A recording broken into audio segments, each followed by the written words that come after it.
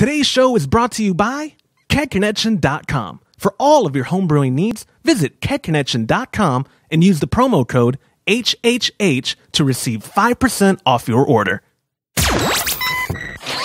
Entertaining shows with content that spreads information and sparks discourse throughout the community. This is the Pearl Media Network.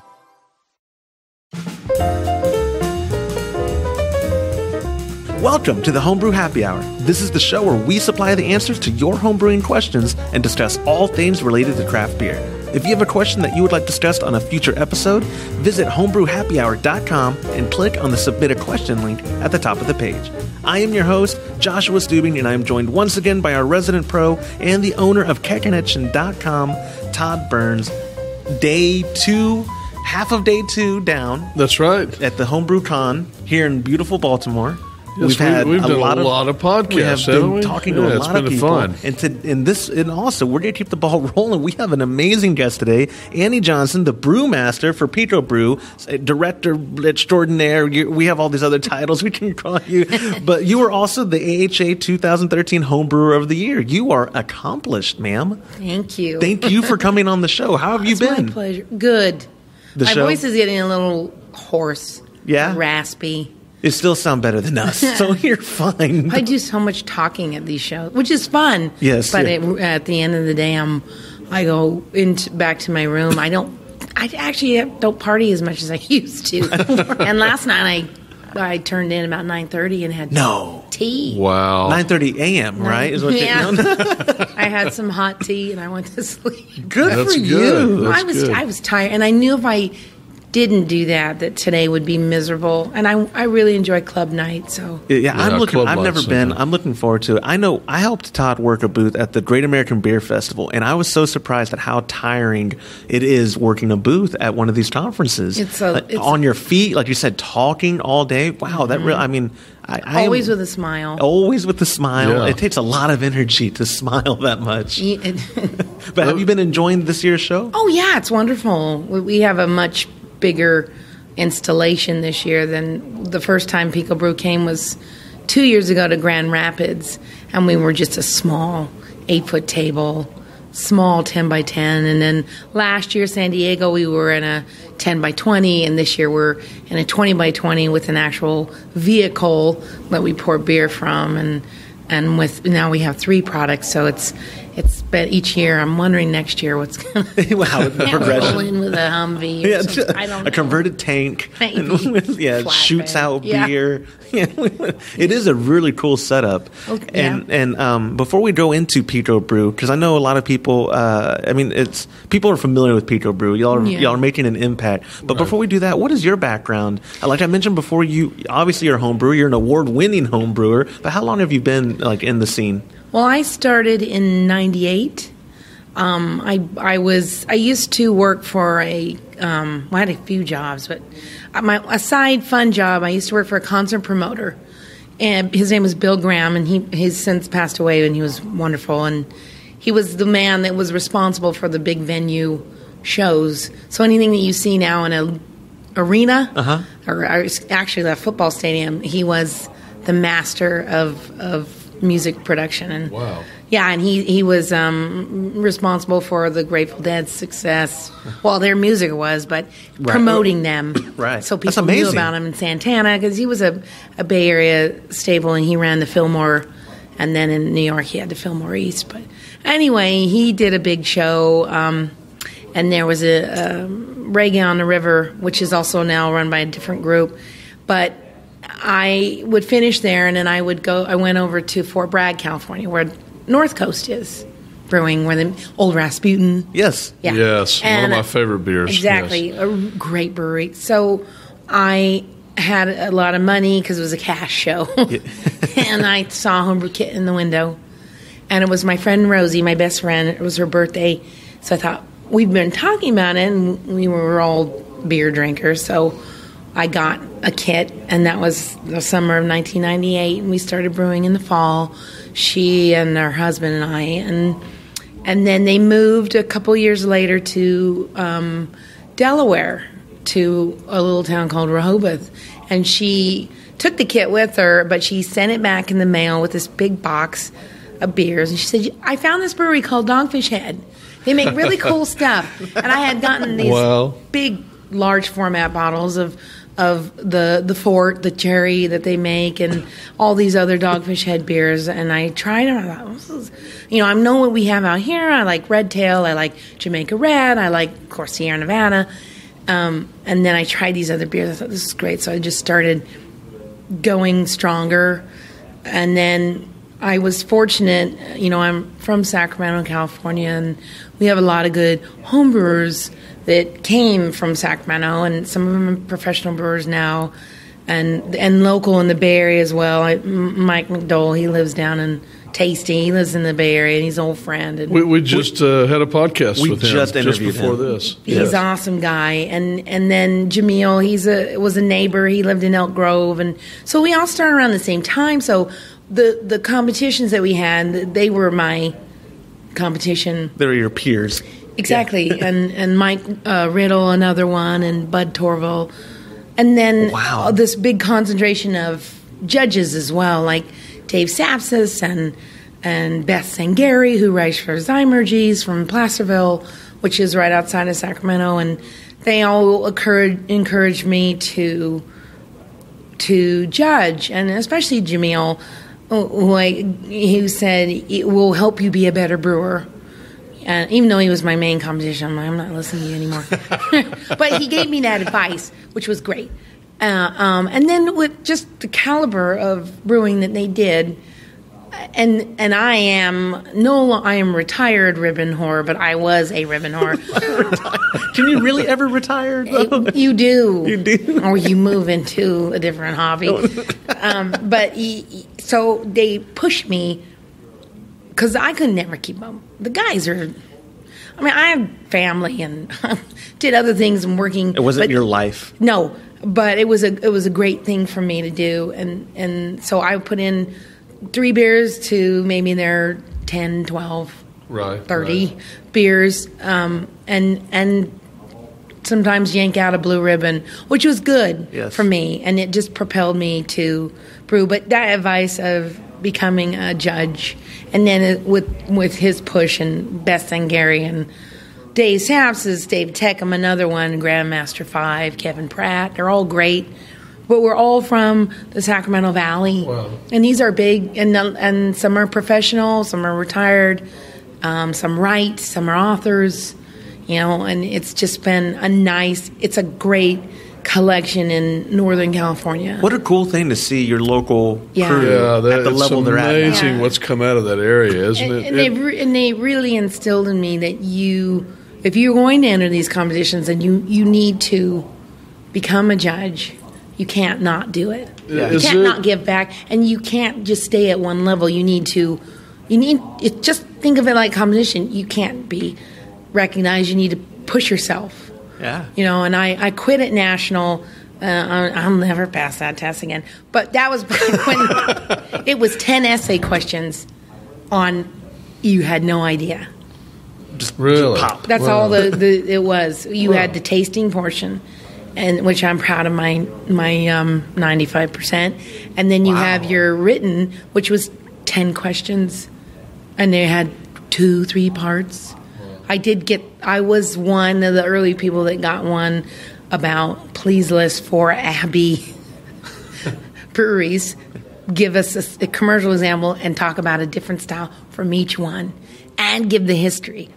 So I pride myself on knowing a lot of useless information from... That's the story of my life. As my dad would say, I'm a fountain of useless information. Yeah, that's the story of my life. But it was good. Something I'm interested in, you don't see, even today, a whole lot of female homebrewers. Did you ever feel, like were you always welcomed in the community as a female? Like they never ostracized you? Because Beth was one of the more accomplished homebrewers, and being a master, and then she's a grandmaster now, writing for Zymerges, and she's been doing that for a while. And it being, I don't know if it's the geography or the demographics of California, but I didn't have that problem, and it was just always about better beer. Yeah. But not as many females because they were mostly, it was male dominated or their husbands, boyfriends, whatever. But it was never an issue. I do get that question. It's different now that I'm in an industry that's providing things.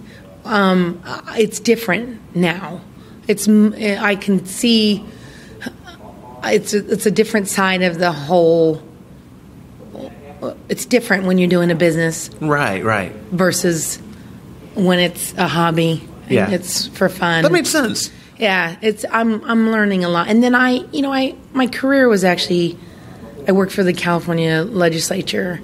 I'm sorry. And as a business analyst, so being a civil servant, and now I'm in private industry, I'm really feeling the differences. Yeah.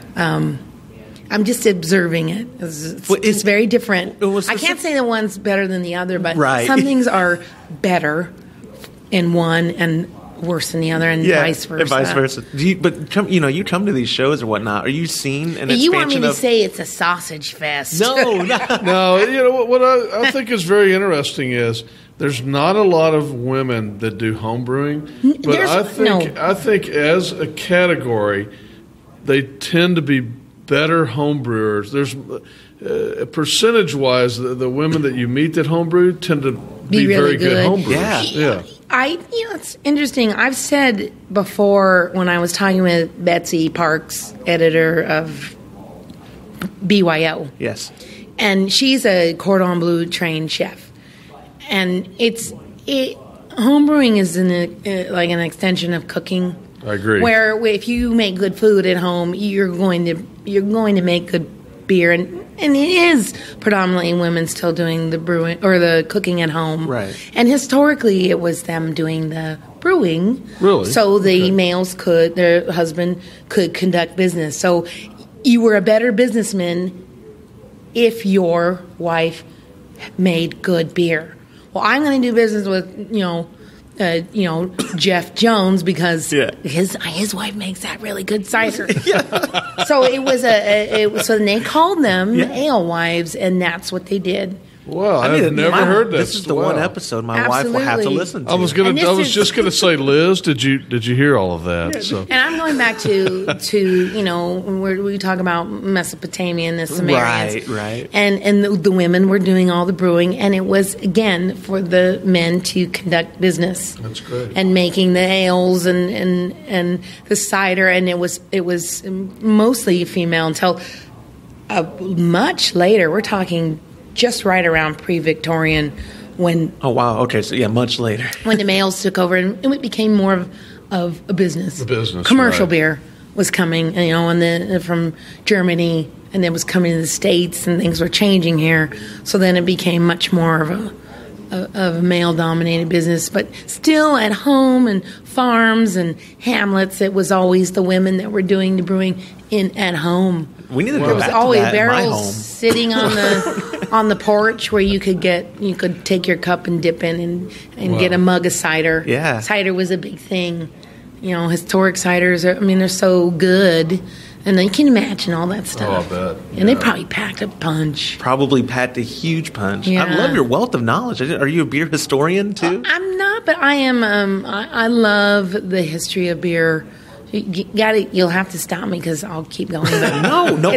I will tell you one really cool thing. I was in Pilsen, Czech Republic. I won a competition with Pilsner Quell, and they named me one of their master homebrewers, which was very cool.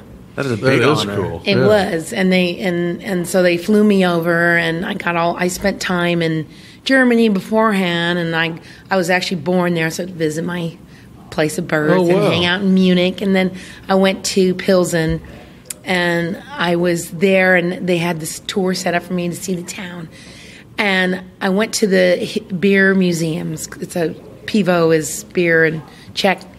Well, now where was the beer museum? In Pilsen. Okay, because I went to one in Prague actually. Yeah, okay, I imagine. Yes. I didn't go to that, but the one it was in the town I bet that was square. Fascinating. It was, but they showed me in medieval times in Pilsen, everybody brewed their own beer. If you brewed bad beer, it was shame.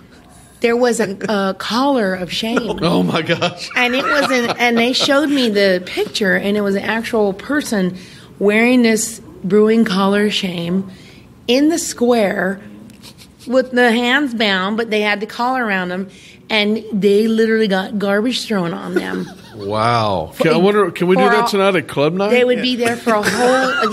They'd have to spend at least a day or 2 days.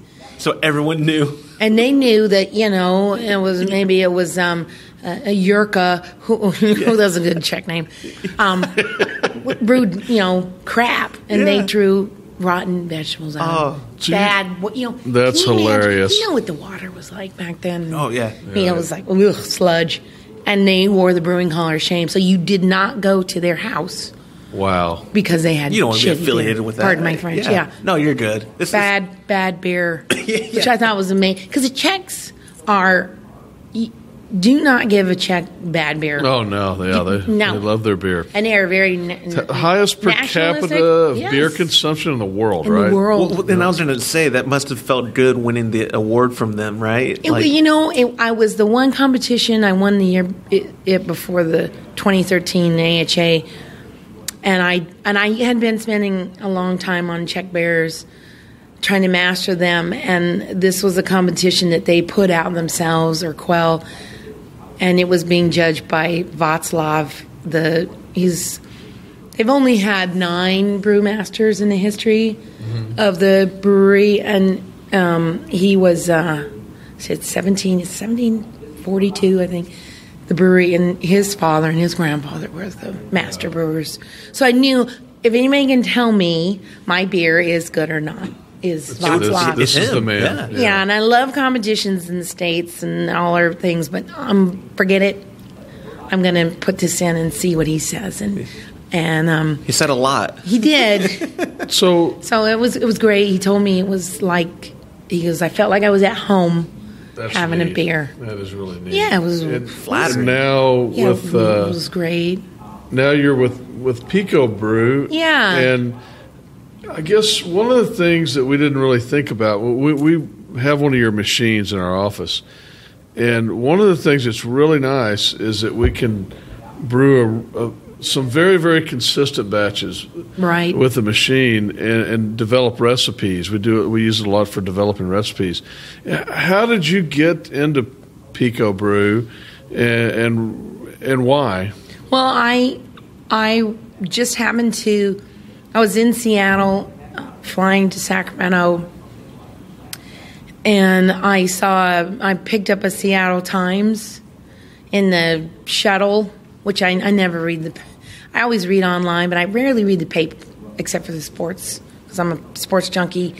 And I saw the 3 founders toasting each other about this, robot that makes beer. I thought, what is that? This beer box. Don't tell me you can make that, because I know, because I just won Homebrew of the Year. So it was right after that. Right. And I had an attitude and ego. That ribbon whore thing was like full bore. I love it. Yeah. And so I was I was in Sacramento, I was home, and it was an odd situation. It never would have happened if it wasn't what was going on at the time. I was with my brother. We were actually at the hospital because my dad we knew he was going to die, but we just didn't know if it was going to be that minute or that day. Right. So we were in there, and he's laying in the bed. He's not doing anything. He's gone. It's not on life support, but he's out. Right. And I'm there with my brother, and it was weird because it was the same hospital my mom was in when she was in her final days. I swear it could have been the same room. But here we are 3 years later, and it's my dad. And I said to my brother, I go, well, look at this. And he's like, what the hell is that? You ought to tell him. Write him a letter. Tell him you know how to make beer. They don't know how to beer. Just write him a letter. I'm like, okay. I'm like, hey, I just read this in the Seattle Times. For you who are listening, I'm pretending I'm typing, banging on the keyboard. Yeah. And I said, I want to see that. Is there a chance I could come by? And then I'm like, sand. Yeah. And I'm not pushy like that at all. And even though that's probably not pushy, but then I think it was 2 hours later, I got an email back from Bill. At the end of the email, I said, by the way, here's a couple links to me. Yeah. And it was a great article about me winning. And then this one that Smithsonian did, which I thought, well, that gives me cred. Whoa. Yeah, I didn't realize they covered you. It was cool. And then he wrote me back and he said, well, we would love for you to stop by. And then I thought, oh, shoot. Yeah. I'm on the hook now. I got to go. Yeah, they called your bluff. I know. Yeah. So I went in there. And it was great. They treated me to lunch, which you can cook on the machine because it does sous vide. And oh, really? It does. We had to feed our interns every Wednesday. That's hilarious. So we had that. And at the time, I'm like, I don't know what sous vide is. And then I had it. And I thought, oh, what? How did that happen? And then I brewed, and I was there, and it was wonderful. And he said, here, take it home and ferment it, and then let us know what you think. And you're a home brewer when someone gives you a corny keg. You're like, you might not see me again because you just gave me a corny keg. And you didn't make me sign for it. That's right. It's mine. I know. I'm like, what, sucker? Yeah. So so I did. And then I said, hey, I finished fermenting that beer and I dry hopped it. I think it's pretty good. And so they invited me to come back and for some happy hour that they have. And then they said, well, we would love to buy some recipes for you. And this is just when it wasn't out for the public, but they had done the Kickstarter. It was during the middle of it. I said, well, sure, I can do that. And then he said, well, I'll give you, $200 a recipe. And I'm thinking, okay, I am a shark, and I just smell blood. Yeah, that's right. That's right. Because I'm thinking they're free on the internet. That's where I got most of them. And then at the time, I was taking some time off because I had gotten, after my dad died, and I was really sick, and I ended up coming down with developing an autoimmune disease, so I wasn't feeling good. I was taking time off from work, but I could still make beer, and so I did some recipes for them, and they had a big backers bash where they thanked everybody, and I did their quality control, and I helped them brew for it, and it was tons of fun. And then Bill Mitchell, who's one of the founders, CEO, he said, would you like to come work for us? Because we like your personality and your spirit. And wow. And I said, well, because I was taking a break from the state, and I thought, gosh, I have 20 years in with the government, and I could really do without going back to that, being at the Capitol and working with those personalities. As a civil servant, when you're working for elected officials, it's a drag. Oh, I bet. Because you see things and you got to keep your mouth shut, and that's right. And you're still a taxpayer. And California is while beautiful, is a difficult place to live sometimes. So I'm like, forget it, I'm out. Yeah, I'm out. So that's how it began, and I started right after New Year's Day, 2014. Okay. Oh, so it's already been a couple of years. Yeah. Well, the company's that young. I can't believe it's been a couple of years that the Kickstarter came out. Is what.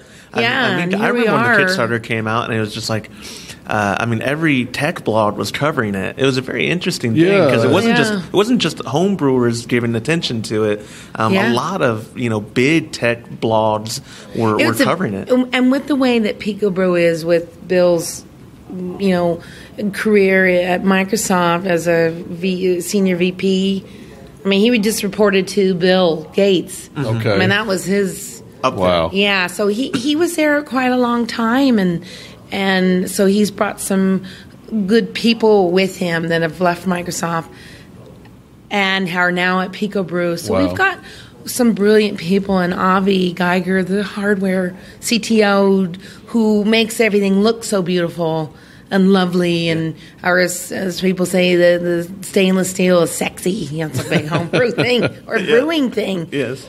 And then Bill's brother Jim Mitchell, who is a food scientist and a physicist. So you've got the three of them, and I just feel at the time, and this is Bill, saying it was just the fourth piece is the brew. We don't have a this isn't a spot for like a brewer. but this is a good spot for someone, it just worked out for me because I love working with homebrewers because I am a homebrewer. Just on a little different level, right? So it's been a great thing. But I went, I went to Davis twice for Davis. I went to get my, I went there for software engineering, and then I also did their brewers program. Oh, you did? Yeah, but these were as a hobbyist for that back in 2002. Yeah. But so I have some of that background and. I don't do any software at Pico Brew. He keeps asking me to do it. I'm like, no, I'm not doing that. No interest. My business analyst days are over. That's great. I'll help you. I can't. So business analyst, those days are over, and ribbon whoring are over. Okay. Ribbon whoring, yes. And beer, because people ask, you going to enter again? I'm thinking, no. First off, it's tacky if you win, in my opinion. If you win Homebrew of the Year and you re-enter. Yeah. It's bad form? Kind of. Yeah. Why would you do that? Yeah, you've already got it. You don't need the feedback, obviously. Right. Yeah. You don't need it, and it's give someone else a chance to shine. Definitely. It's not like it's women's tennis where it's great to win over and over and over. Yeah. Because it's a competitive sport. This is a hobby, and it should be you win, and it's your moment of glory, but. Let somebody else have it after that. Yeah, that's good. Go make mead. You can do that one. Or two-cider. Exactly. Yep. Do something different. You can do other things. You can do other things. You can still make beer, but you don't need ribbons and you don't need that. You can really help someone if they would choose the ribbon or yeah, you know what I think is cool about a lot of the pros, a lot of the higher levels, actually all levels of these homebrewers, everybody is so welcoming and wanting to help each other. Yeah. It seems very unique to this industry. Yeah, and I don't actually get asked a lot of questions about entering competition. I do a couple of professional breweries, just because I've been a judge so long on categories and what to enter and what judges are looking for. If somebody needs help that way, I can help. Because there is a strategy to winning. Right. There is. Yes. It's taking into consideration where is the competition, what part of the country is it in, where is the judging pool coming from. Right. It's not just a pretty face and a decent beer. No, it's not, and there's always that. And then what category? Some categories might have 70 beers in them. Some may have 15. What are you better off? Right. And do you really doing it because you want the ribbon, or do you love do you love brewing beer? Are you challenging yourself? So there's all those different things come into play. And for me, with light lager, it was, can I make a real light lager like Anheuser-Busch or Miller or Coors? Mm-hmm. Can I make a light lager like they do? A true light lager. I'm not talking about something with less gravity. A true one that has enough of a malt backbone and is true and lighter in calories and carbohydrates. And it is a bitch. Yeah, to say the least. It's a very hard, that and decoction mashing, which I'm a lone fan. There's not a lot of fans, but I love it. You do? I do it because that is how you make a good Czech Pilsner. Okay. And yeah, you can do your single infusion, but if you put them side by side, there's going to be a difference. Right. But and with the light beer, it is a long mashing rest. There is one particular rest at 135 that you have to hold for 2 hours. That is hard if you don't have a zymatic. Right. It's really hard. And I didn't have one. Oh, no. I tried to go tell the Bayou Classic guys that I made my beer on my old shitty Bayou Classic that I got at Home Depot. And he didn't give a shit. He cared less. I'm like, I know I work for them, but I'm telling you that this is... Yeah. Do you know what I did? This is and it was an old crummy one he just wanted to talk about. I don't think he got the gravity of how I feel about this Bayou Classic. Right. This old black ugly, loud, sounds like a 737 Bayou Classic that I know really well. Right. And I don't think he got that, which is a shame. He should go work somewhere else. If you're not passionate about what you work for, right. it comes across. It's not genuine. Right. And that was the thing about Pico Brew. It was like, I got to feel good about this before if I can help you. I'm not doing it. I don't need it. This job. I have a job, but I got to feel like I believe in it. And I need to know that you feel the same way too. So how do you feel about the level of automation with Pico Brew? I like Desigmatic, and I know it's not for everybody, but I am a big proponent of getting. If anybody wants in the hobby, they should be able to get in it. And I don't like when people say, "Well, that takes this and it takes that and steals this," because that's somebody not thinking outside of where they brew in the backyard or in their garage, because some people don't have backyards and they don't have garages and they don't have balconies. Right. And some people have mobility challenges and they can't, and we have users in wheelchairs. I dig that. I don't want to, I've got a friend in Sacramento. He would come to all the beer events, but he sits there and he drinks his beer and he's everybody's friend. But he can make his own beer now. That's neat. Incredible. That's it is. Really so neat. if it's just for that, if it fulfills these different things where there were holes, then what's it hurting? And besides, you get a chance to do other things like consistency. Yes. And maybe changing one or two things. And I got to give the shout out to White Labs, who has always been a friend of Pico Brew, who got the first prototype before the Kickstarter, June 2013, and still use one. Yeah, we like I said, awesome. we use one quite a bit. Exactly. It gives us the consistency, and the other thing too, you've heard a lot about this at the show when you go to some of the business sessions, is that people don't have the time they used to have because the economy's gotten better, people are working more, right, and they don't have as much time to do these all grain batches, and this really allows a lot of people to do batches that just wouldn't brew otherwise. Yeah, you can do your all grain. You can use an existing recipe, create your own, and you still are getting your grain and grind it. You add your hops. You're just loading them in the beginning. You still got to clean up. You still have to ferment. Yeah. But if you can work to control the mash, then that's a big part of getting more out of the grain, developing those complexities that are hard, and making a true light lager and doing, these wonderful step mashes that the Germans love. Right. And their beers are good. Very. It's actually fun to watch the machine, too. I love the step filter because you can see the mash, right? Which is very visually, neat. It's gorgeous to see. Somebody that put color. It's in another office now, but I've thought about putting it in my office and brewing a few batches because it's entertainment while I'm working during the day. I can watch it brew me beer as I'm working. Exactly, I know, and then you get to see it, and it's just this wonderful aroma. It's like essence. That is an Avi feature. He didn't want it to be overwhelming when it brews, so it has that.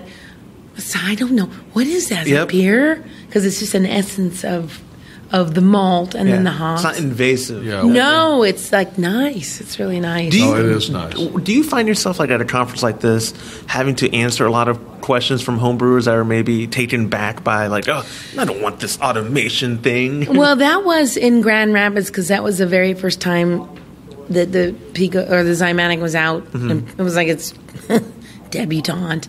It was the premiere of the line, right? Yeah. Exactly, and it was the first time because when I remember booking the thing, talking to the Brewers Association or AHA, I said we'd really like to come, and they're like, well, I think this would be kind of cool. We'd love to see you, and so they've always been really friendly to us. And because it's so new, but there was a gal who walked by and shouting that it was not brewing you know.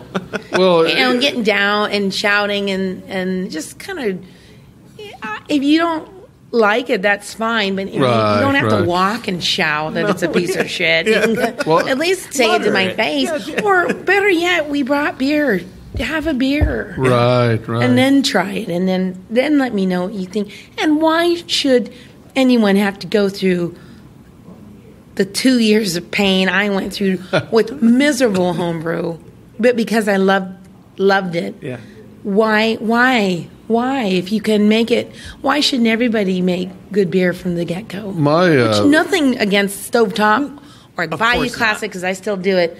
It's just another tool. Agreed. One of my old bosses that I worked for years ago sent me a photo of it. I think it was CES trade show. Yeah, we were so there. So you must have showed there before that. Well, we went we went the January after. We went January 2015 to CES. CES, yeah. And he showed it, and I'd never even heard of it. I was like, wow, that's amazing. He took a video, and it was very we had a interesting. little teeny table there, like a 6-footer. It's such a huge show. Small, and then we went again this last year to CES, and we brought the new Pico, the little one, but with the van, and it was people who had seen us the year before, like, boy, everything's changed for you. Y'all got good coverage. Like I said, the tech blogs I follow, like CNET, which I think is owned by CBS, and The Verge, and some other big ones. I mean, y'all are making a splash. If for anything, what I think people should appreciate homebrewers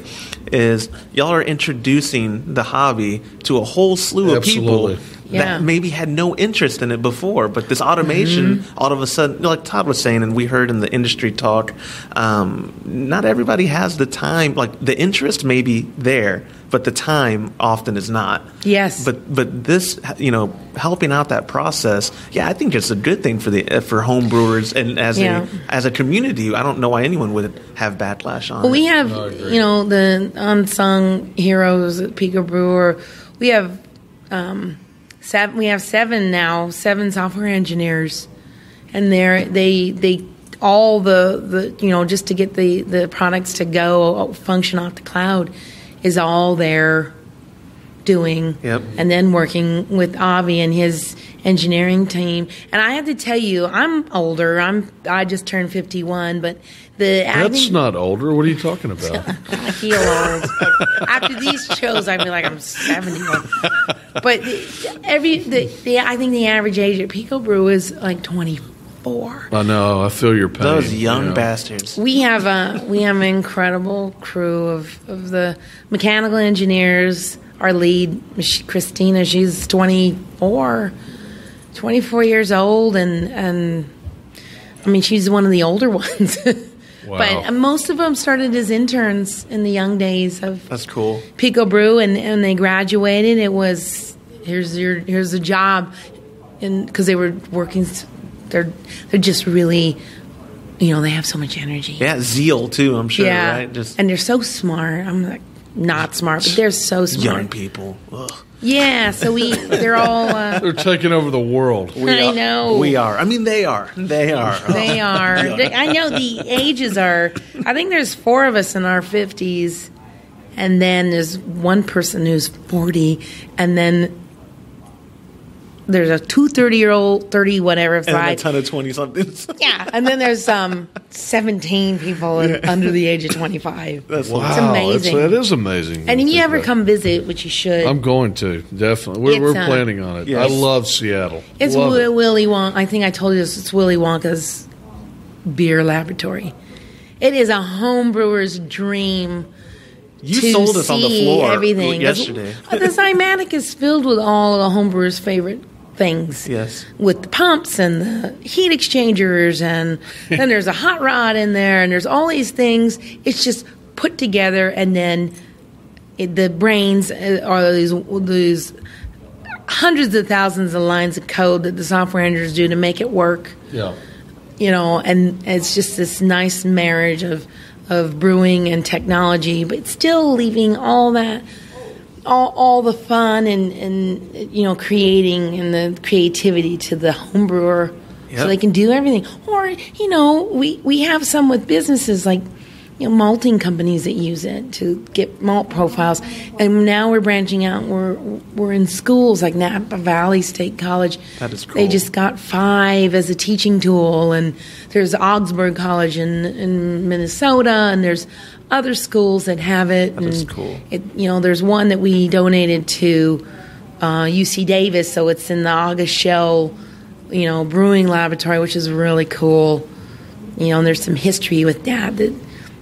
That program at Davis, it was started by Reuben Schneider, who was the old Master Brewers Association president, one of the first ones, and he was also the brewmaster for the good old Lucky Lager. Remember that old cheap beer? You wouldn't know, but we're talking the 50s and the good cheap stuff. You old man. We're talking to original, like a Schlitz. Right. And he started the brewing program at UC Davis. So his original pilot system is still there, but his grandsons, Greg and Doug, who work at Pico Brew, are they're there. So there's this neat royalty that is legacy, right? There's a legacy. They don't brew, but they're software guys. Oh, really? Yes, okay. Wow. But there is that neat connection because they bring in his old papers and all these great things from the industry back in the 50s. I get to see these historical documents. That is so cool. Yeah, like, you see that movie Galaxy Quest? Oh, yeah. The historical documents. Yes. But they bring them in the old recipes that I get to see. And these are treasured things. And now I know at the last conference I was at that the Brewers Association is helping the Smithsonian establish a brewing history for That's American great. brewing history. I didn't realize that. So that is neat. It's going to be wonderful. So they're like calling on people if you know of things and where we can get these things. So I'm like, we got to get them stuff from the Schneider, because it's wonderful to see these things and old bills and I get fascinated with stuff like that when I see like historical orders for grain, and I have a few that I have framed and are in my brewing area at home, and I like that stuff. Old you seem like you really like history and I love the heritage of the brewing and everything. I do. And I always worried if I started working at Pico Brew, I'd hate it. I'm too much immersed. Am I going to hate brewing? Right. But I brewed 2 weeks ago. I brewed at home because when you brew all week at work, it's kind of, am I going to do that? But it was so much fun to do it at home. Right. That's great. I'm glad to hear you're doing that. That's yeah. Wonderful. I always, I got to practice when I preach. That's right. Stay on top of it, read, and there are so many better brewers than me, and there's tons of them here.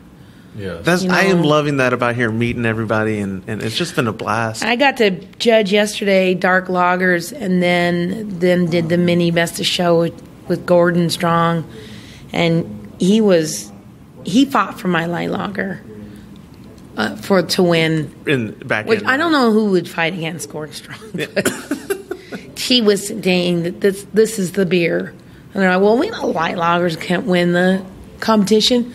He's like, well, why not? Tell me what's wrong with it, and that's it. I always judge beers. Every beer I get was poured to me, sits down, starts at 50 points, and then it loses a little here or there. But I never go from 0 and up. Right. Everything is perfect until and then you go through the process. So I don't know if that's the way that he judges, but with some beers, things stick out. Like a light lager, it's like a Sauvignon Blanc. When one's bad, it tastes horrible. Awful. Because there's nothing to hide behind. It just is what it is. And so I was really happy. And he's like, he really pushed for it because he thought it was a real winner. Because I thought it was pretty good. And obviously I thought everyone it was else really did. good. Yeah. But I wasn't sure because I almost didn't send it off in the second round. I thought light lager's not going to win. Why would this? What? They'll never pick that. They always pick Doppelbock and something that's like Russian Imperial Stout. So I thought I'm gonna send it anyway. And I'm like, oh shoot, I don't want to sanitize the counter pressure chiller. So or the filler. So I I just cleaned some bottles. I had some Pacifico because I drink any beer. And I so I just dumped them out, 3 in a glass. Yeah. And I thought, okay, they're just sanitized. So I just rinsed them with tap water, shook them out, and I went over to my tap. I just turned the gas down to 4, and I poured them on, put a cap on it, clamp. Wow. Then I went down to FedEx, and I go, it's got to be there by Monday. And it was a Friday afternoon. And they go, that'll be $95. I'm like, what? I'm like, I'm not sending this. And they said, well, we can get it there on Tuesday for like $75. And it had to be there by Tuesday in the afternoon. I was like, can you guarantee morning? And they're like, yeah. So I did it. It was like $80. I'm like, oh, God. Jeez. But the rest is history, though. Yeah, so, I mean, even though you have the best practices when you fill beer, and sometimes you can get away with just... It's an inspirational story. Do it off the tap. You're telling, that's a big thing. Don't overthink it. Well, though this Stay true to processes in the brewing process, but you don't always have to overthink it. Right. No, this has been fun. We really enjoyed it. Thank you. Thank you so much for. And before I let you go, could you tell everyone how can they find out more info on you? Like, are you on social media or more information on Pico Brew? You can follow me on Twitter. I'm at Buffalo Wing. I like it. Just Buffalo Wing, at Buffalo Wing. I must say that my Twitter is not always, I don't always talk about beer because I'm a big baseball fan. Sometimes I just post weird stuff, but it's always entertaining. I'd say people like that. Yeah. And I don't know about Facebook. I don't know if anybody wants that crap. If you don't have an actual page, don't worry. No, I don't have a page. Okay. I'm not that organized. But you can always write me at Pico Brew. And you can just do info at Pico Brew, attention Annie, and just shoots right to my email box. And that's awesome. Annie, thank you so much for your time. Oh, thank you. It was a blast. Thank you for everything. And that will do it for this episode of the Homebrew Happy Hour. If you have a question that you'd like discussed on a future episode, visit homebrewhappyhour.com and click on the Submit a Question link at the top of the page. For more information on Annie, you can follow her on Twitter at Buffalo Wing, and also you can see what she and Pico Brew are up to at www.picobrew.com. On behalf of Todd Burns, KetConnection.com, and the Pearl Media Network, I'm Joshua Stubing. Thank you for listening.